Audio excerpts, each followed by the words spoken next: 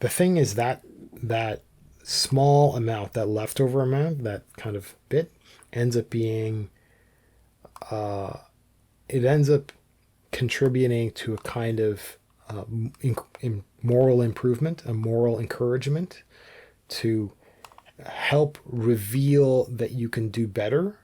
Like, it's one thing to have the day-to-day grind, but you're not going to find success coming home from work, having worked your full day.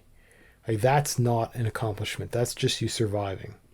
And if it's like that from your work life to your social or family, your home or hobby life, however everything works, and at the end of it, all you've done is just accomplish the same as before, well, that's it. That's not an accomplishment. That's just surviving.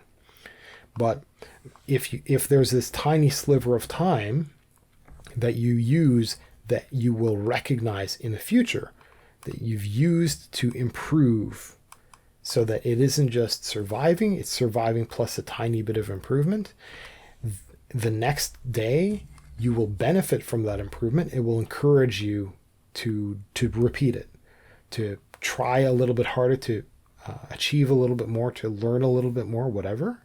And then the day after, or the day after, and it depends on the person, right? So you, maybe every year you spend a weekend working on something new. Like, maybe that's all you can do. Maybe between now and the end of the year, you set a couple of goals, like 3, no more than 3. Like, if you can't keep it in your head, it's too much.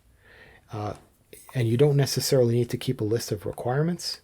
You just keep your goals in mind and be like, well, this year I want to put out my video. I want to put out my whatever. I want to create a logo, or I want to, put my bed up on stilts, or I want to, and that's it.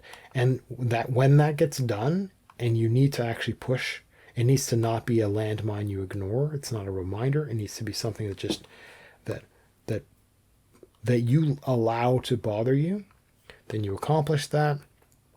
And then every day thereafter, you get your past self is now helping your present self, having accomplished that.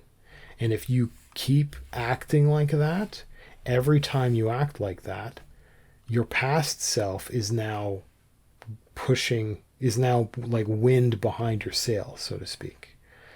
And that's how, and there's some people that are just driven like that all the time. And it's, I hate them. I can't do that. Right. These are the overly upbeat, you can do it, you just try and seize the day. It's just like, no, bro, life's kind of hard and things are busy, and but there is something to learn from that, from the momentum they gain. So yeah, all you need is your fraction of a percent, but you actually have to do it and make it meaningful and noticeable for next time, and then your future self will appreciate your current self, your present self.